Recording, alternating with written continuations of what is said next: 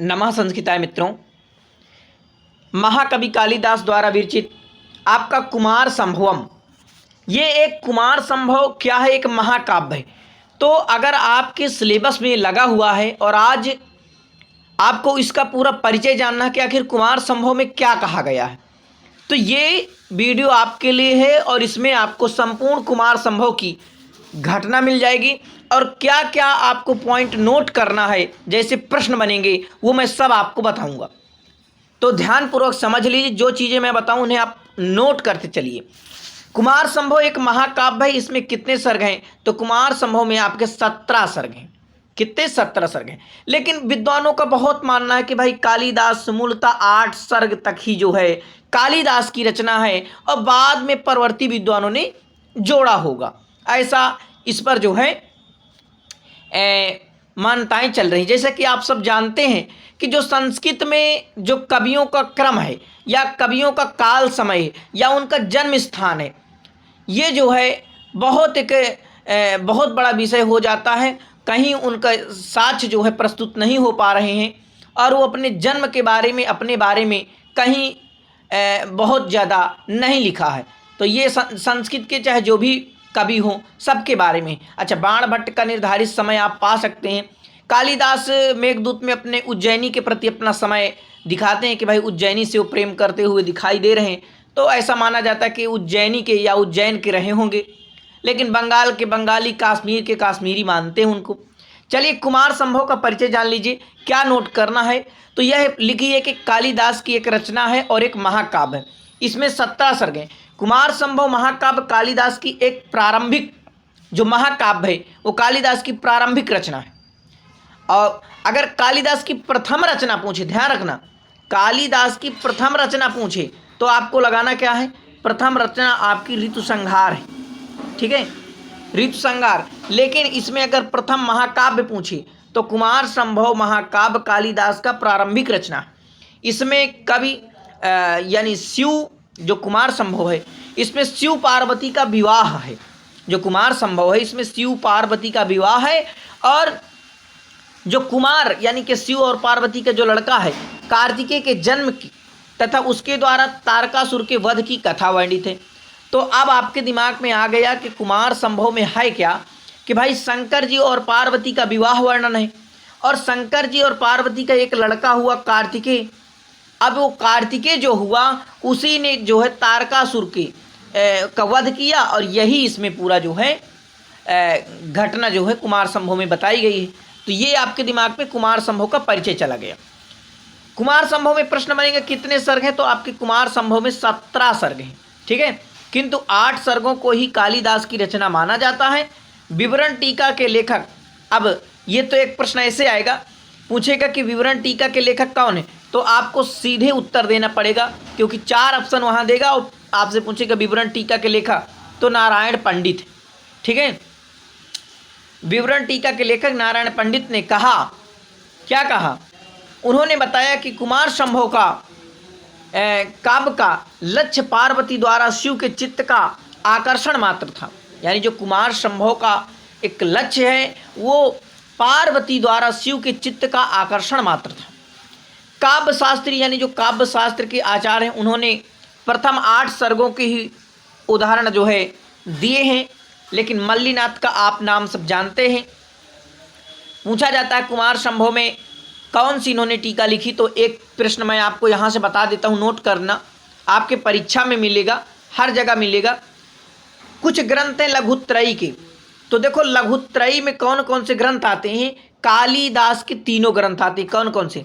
आपका रघुवंशम आता है, रघुवंशम, और आपका कुमार संभव आता है, कुमार संभव आता है, और आपका मेघदूतम आता है।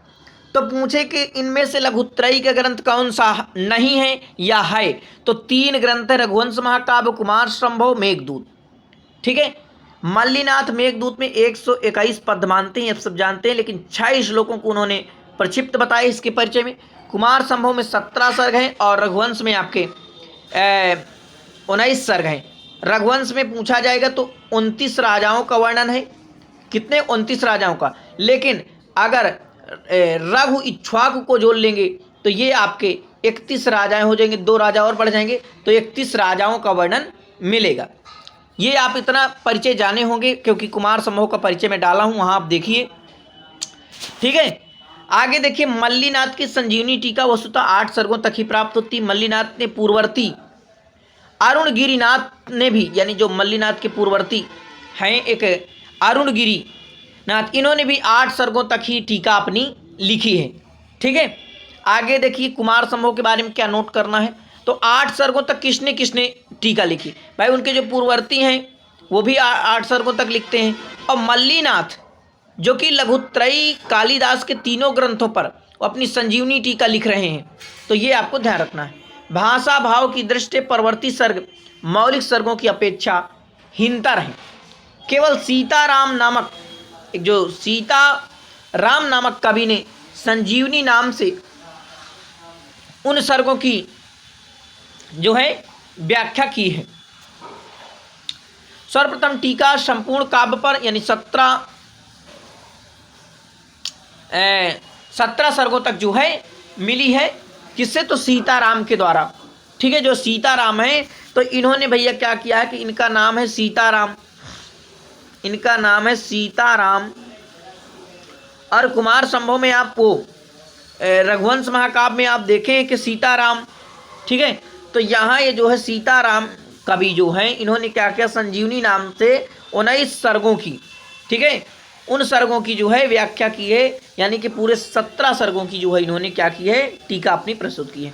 कुमार संभव में देखिए, कुमार संभव में संभव शब्द संभावना की ही ध्वनि देता है, यानी जो कुमार संभव में जो संभव शब्द है वो संभावना की ही ध्वनि देता है, वास्तविक जन्म को प्रकाशित नहीं करता ही।